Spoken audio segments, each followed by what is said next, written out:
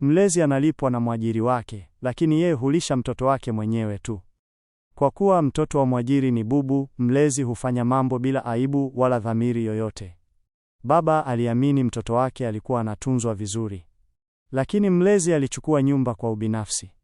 Mtoto mdogo hawezi kupigana na anaweza tu kukaa kimya pembeni. Somo: watu wanaodhulumiwa zaidi ni wale wasio na sauti.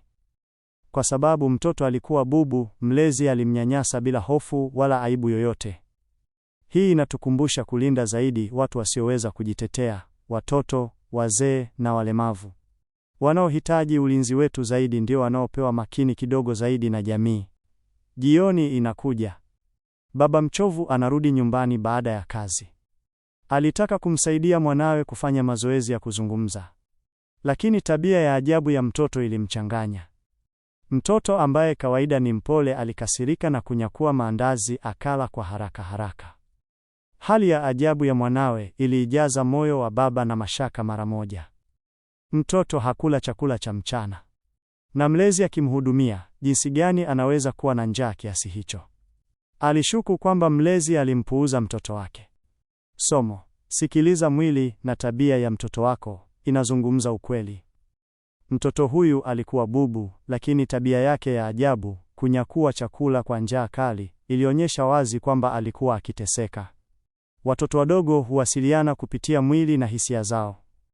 Mzazi makini ataona ishara those mapema kabla mambo hayajawa mabaya zaidi. Usipuuze mabadiliko ya tabia ya mtoto wako, yana ujumbe muhimu. Siku iliyofuata, baba alimwonya mlezi na kumwomba amtunze vizuri mtoto. Lakini mlezi hakujali kabisa na hata alimjibu kwa dharau, akijivuna kwa uzoefu wake wa kutunza watoto. Alikuwa mjeuri na msio makini. Alifikiri bosi wake alikuwa mzungumzaji kupita kiasi na anaunda matatizo bila sababu. Akiona uso wa mlezi wenye ujasiri, baba mwenye shughuli nyingi ambaye mara chache alikaa na mtoto wake alimwamini kwa urahisi. Hakuuliza maswali zaidi na akaenda haraka haraka kazini.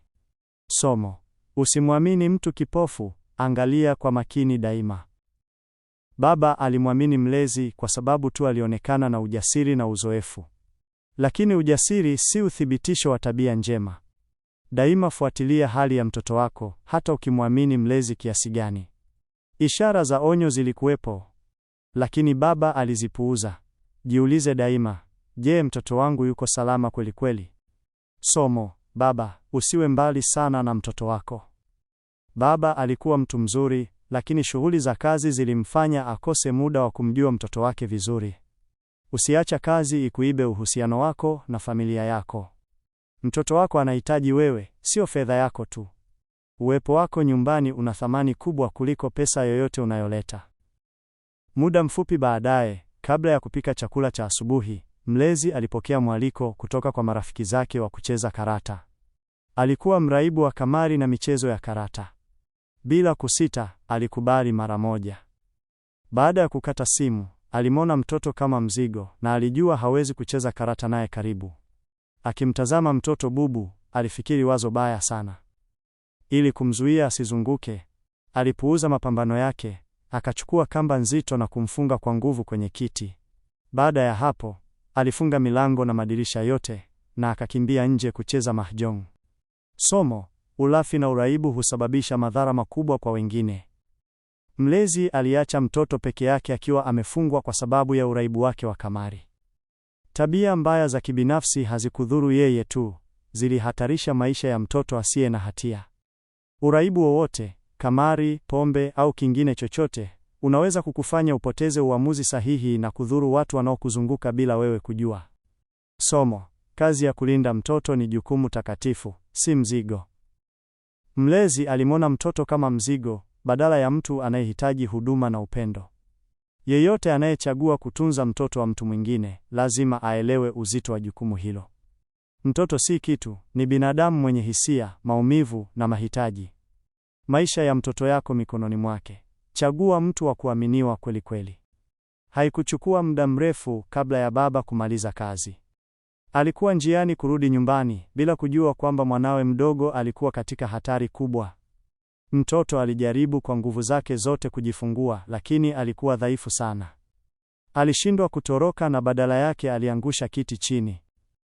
Somo: matendo ya uzembe na ukatili yana matokeo mabaya na ya kuumiza. Mtoto alipigana peke yake gizani, akiwa amefungwa, akiwa na njaa, bila mtu wa kumsaidia. Hii ndiyo matokeo ya mtu aliyeacha wajibu wake kwa starehe za kibinafsi. Kila uamuzi mbaya tunaofanya una athari kwa wengine, hasa kwa wale walio dhaifu na wasio na uwezo wa kujilinda. Ujumbe wa mwisho kwa watazamaji wote. Mtoto ni amana kubwa kutoka kwa Mungu. Unapomwacha mikononi mwa mtu mwingine, hakikisha kwamba amana hiyo iko salama. Na wewe mwenyewe kama mzazi, usiache shughuli za dunia zikukengeusha na watoto wako. Wakati unaopita haurudi. Watoto wanakuwa haraka. Leo wako nawe, kesho wanaweza kuwa mbali. Tumia muda wako vizuri, upende familia yako, na uwe jicho la mtoto wako kila wakati.